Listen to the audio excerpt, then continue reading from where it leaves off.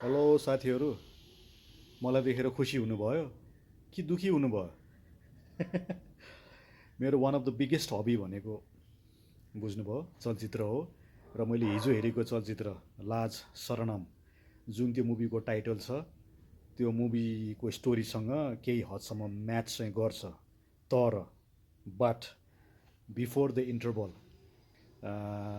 Movie अलि quite slow नै छ। र कमेडी सिन्सहरू, कुनै सिन्सहरू चाहिँ हँसाउँछ पनि, र कुनै कुनै सिनहरू चाहिँ जबरजस्ती हँसाउन कोसिस गरिएको छ, जुन चाहिँ त्यो सम्भव देखिँदैन होइन।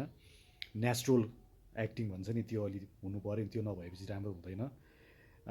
अनि हाम्रो धुर्मुस दाईले जुन एउटा नेताको क्यारेक्टरको रोल गर्नुभएको छ, मैले नाम बिर्सेँ। बिफोर द इन्टरभल धुर्मुस दाईले चाहिँ त्यो सिनहरूमा धेरै देखाइएको छ। देखाइएको नराम्रो होइन, तर ओभर स्ट्रेच गरेको जस्तो लाग्यो। मलाई लागेको थियो मनमा कि यो सिनहरू चाहिँ नि धेरै नदेखाएको भए हुन्थ्यो भनेर मैले जे सोचेको थिएँ, जे बोलेको थिएँ, आज आएर न्युज सुन्दाखेरि चाहिँ नि त्यो मुभीमा चाहिँ अब कति सिनहरू काटिने भनेको छ।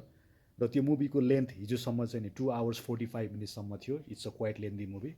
अब आजबाट या भोलिबाट तपाईँले फिल्म हेर्न जानुभयो भने चाहिँ नि त्यो मुभीको लेन्थ चाहिँ नि 2 hours 25 minutes हुनेछ।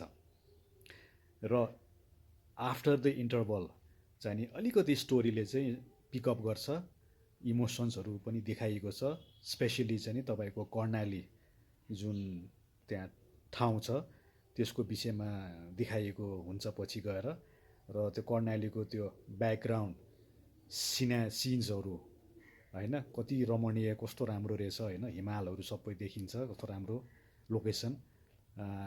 प्लस स्पेसली कर्णाली प्रदेशका जनताहरूको एकदमै दयनीय अवस्था चाहिँ नि जुन यथार्थ छ, त्यो आजको दिनसम्म पनि चित्रण गरिएको छ।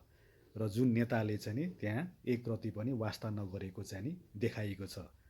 त्यसले गर्दाखेरि त्यो सिनहरूले चाहिँ एकदमै मन छोयो पनि, मन रोयो पनि होइन त्यो टाइममा चाहिँ नि।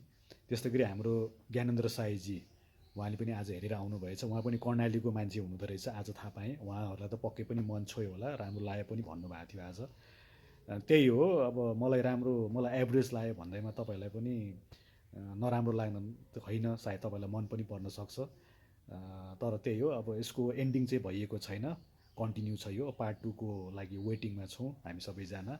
पार्ट 2 चाहिँ नि योभन्दा चाहिँ नि मैले जुन एक्सपेक्ट गरेको छ, त्यो अलिकति एक्सपेक्टेसनलाई चाहिँ मिट गरोस् भन्नको लागि चाहिँ आजबाट मैले त्यो फिल्मका डाइरेक्टरलाई चाहिँ नि अल द बेस्ट भनेर भन्न चाहन्छु। जय नेपाल।